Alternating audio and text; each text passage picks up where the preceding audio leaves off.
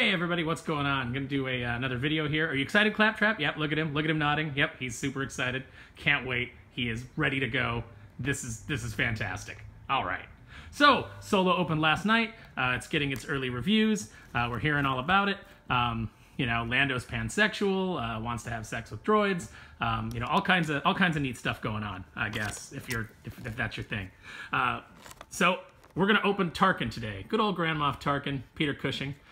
Here you go. He's got the standard Black Series packaging. Very boring. They did some nice ones recently for the 40th anniversary where they did like kind of the Kenner style vintage card, which I really liked. I wish that we were getting that all the time, but this isn't bad. I mean, I open figures anyway, so the packaging doesn't really matter, but it is kind of half the battle with collectors. When they did the 30th anniversary collection and they did them on kind of vintage, like cross-cut cards, but they had like nice artwork, people really enjoyed those and bought a ton of them. I feel like this Black Series packaging has been kind of dull. Now they are doing vintage packaging on the 3 3/4 figures now, the deluxe ones that have actual posability as opposed to the 5 points of articulation figures. But so far, the only character from the original trilogy is a Hoth Trooper. Now, I get that, you know, they want to push the new product, they want to push the new characters, but the fact of the matter is that the new characters, you know, your Jyn Ersos, even Rey, don't resonate with fans as much as, you know, the ones that have been around for 40 years. So I think that's kind of maybe a little bit of what's hurting Hasbro's product at the moment.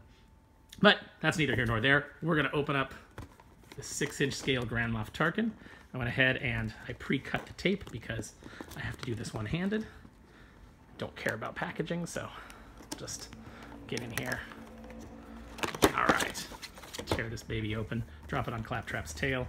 He's super psyched, as you can see. Watch, what's he gonna do? What's he gonna do? Oh, he's gonna try. Is he gonna try and get my hand? Yep. Look at him. Look at him. Oh, the beast. He's the best. Oh, I fought the best on a cliff. I fought the best in a swamp. He's so terrible. All right, so here we go. Grand Moff Tarkin. He's got his like nice little standard bubble here. It's a really good likeness of Peter Cushing. I kind of like the printed faces. Sometimes they work, sometimes they don't. This one seems to really work. Comes with a nice little interrogation droid. I think if you flip that over and do a little bit of modification to it, you can make what's his name, Goto, G0T0 from the second Knights of the Old Republic game, which I wish they would make figures of because those characters are dope. If the kids still say dope. All right, so you've got your little levitating interrogation droid ready to torture Princess Leia. That's pretty awesome. Let's take a look at that. Get this up close here.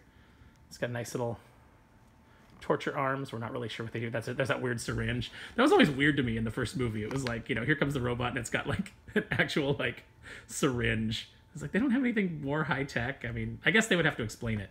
And if we see a syringe, then we go, okay, we know what's what. They're going to inject her with some kind of truth serum or something. But yeah, that's really detailed, really nice. Sits on its little stand there. I dig it. Really good. Okay. So then we've got Tarkin here. This is always the worst part. Makes all kinds of noise on the video. And he is not coming out of there one-handed, is he?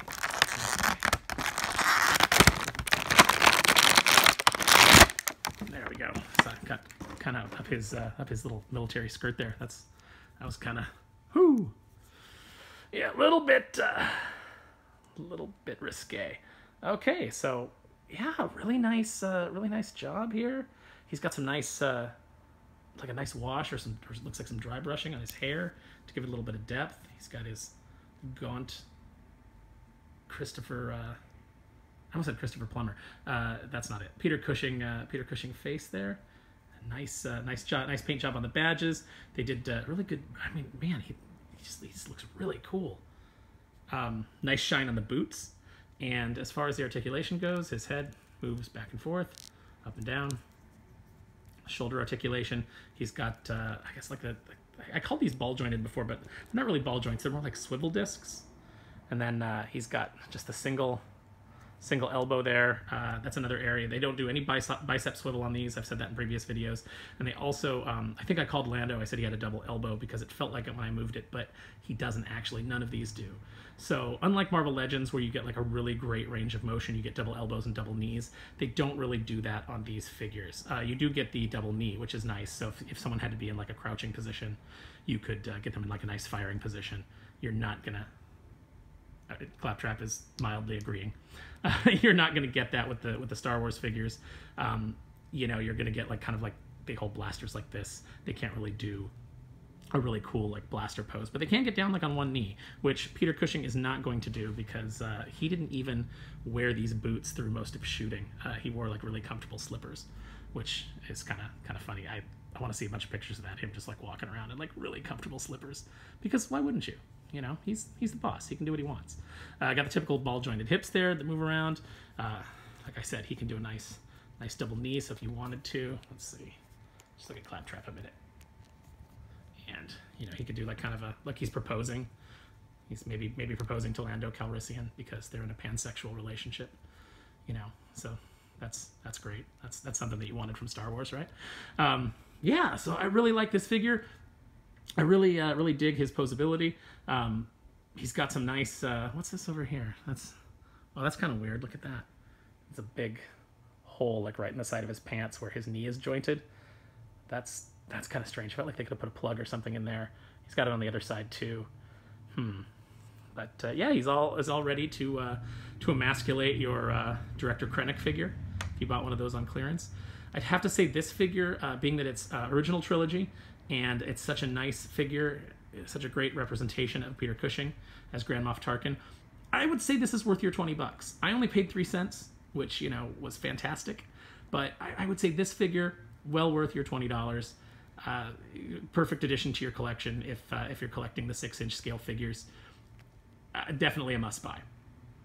So I guess that's about it for this one. Just wanted to do one today and you know, get another one out there. What with Solo being out in theaters right now. Yep, Claptrap agrees.